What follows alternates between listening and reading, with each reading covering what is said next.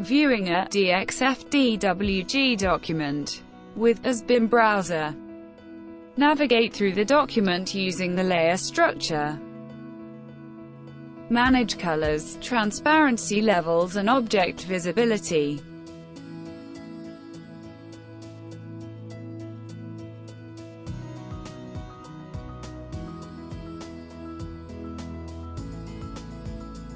View documents linked to the DXF.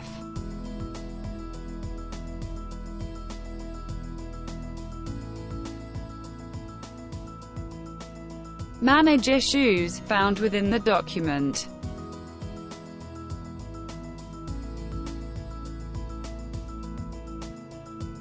Assign issue-solving tasks to your collaborators.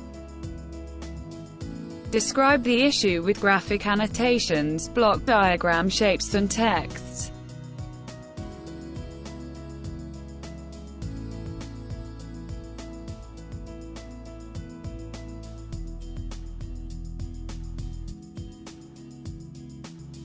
Add information to the document using #BIM labeling.